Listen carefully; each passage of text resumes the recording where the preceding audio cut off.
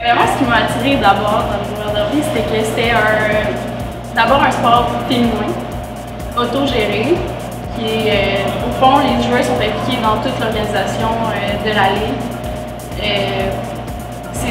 C'est très proche du féminisme.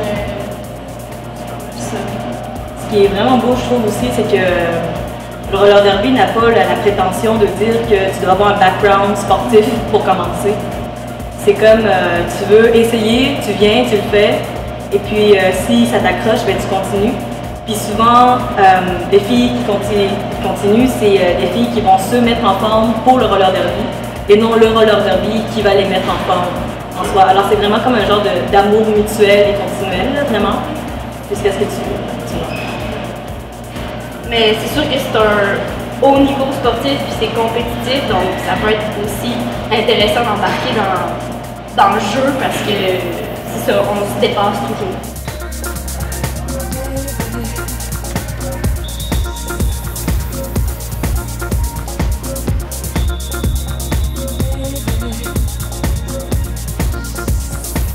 C'est vraiment un sport de catch, vraiment comme c'était fake. Et les filles se donnaient vraiment un alter ego, un nom, puis par exemple si c'était bébé Jésus, ben, elle viendrait avec une toge blanche et une barbe, tu sais, carrément, là, en plus sexy. Puis plus que ça a avancé, plus que c'est devenu un sport qui est plus professionnel, qui demande plus tu sais, de force physique, tout ça, puis l'alter ego, un petit peu, le côté personnage est un petit peu mort, mais les noms sont restés. Mais au fond, les noms, je pense que c'est souvent lié à la personnalité de la personne. C'est ce qui va faire que finalement la fille va adopter un nom qui va être intéressant. En fait, ça révèle un peu sa personnalité sur la track.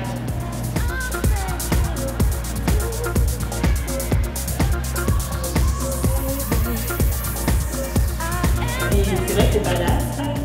Tu sais, c'est comme, non, mais c'est vrai, tu vois une fille, elle donne des gros coups, elle se rend dedans, puis à la fin, c'est comme un gros câlin, puis c'est tellement heureux, puis c'est convivial carrément, genre une game. Puis se frapper il y a 2 secondes, puis ça fait du bien de voir des filles en compétition, puis être en santé de même, je trouve. Ce que je trouve bien aussi, c'est que c'est un sport où la femme n'est pas hyper sexualisée, qu'elle n'a pas besoin d'utiliser son sex appeal, disons, pour comme, être légitime en tant que sportive.